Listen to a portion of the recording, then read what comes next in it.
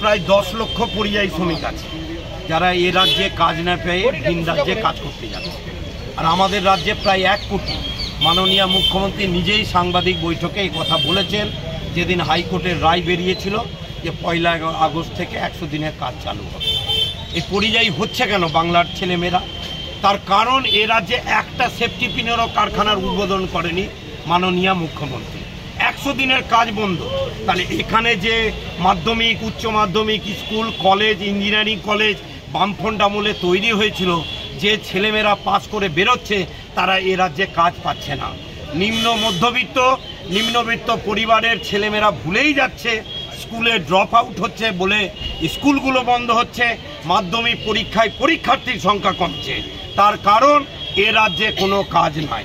আর যখন ভিন রাজ্যে কাজ করতে যাচ্ছে, আরে আমি ভারতের নাগরিক, আমি পুনায় কাজ করতে যাচ্ছি, দিল্লিতে কাজ করতে যাচ্ছি, বিজেপি রাজ্যে যখনই বাংলা বলছে বা মুসলিম সংখ্যালঘু মানুষ আছে তাদের উপরে অত্যাচার করা হচ্ছে যে তারা নাকি বাংলাদেশি, তাদের আধার কার্ড দেওয়া হচ্ছে।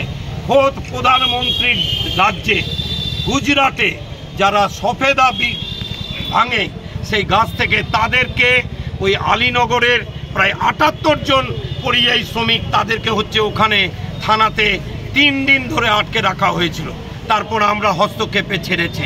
উড়িষ্যাতে বিজেডির সরকার পরিবর্তন হয়ে যখন বিজেপির সরকার হলো, এই যে জালালপুরের যারা শ্রমিক আছেন, যদুপুরের শ্রমিক আছেন, যারা ফেরি করে, তাদেরকে জোর করে বলা হচ্ছে জয় শ্রীরাম, আমরা দেশের নাগরিক না। প্রধানমন্ত্রী মুখ্যমন্ত্রীকে জবাব দিতে হবে। মুখ্যমন্ত্রী এতদিন নীরব কেন ছিলেন? নীরবতার কারণ হচ্ছে দিদি মোদির সাথে ভোটের জন্য সেটিং আছে। তারা পরিযায়ী শ্রমিককে মানুষ মনে করছেন না। সামনে নির্বাচন আসছে, এই পরিযায়ী শ্রমিকরা বুঝিয়ে দিবে যে আজকে এই যে অত্যাচারগুলো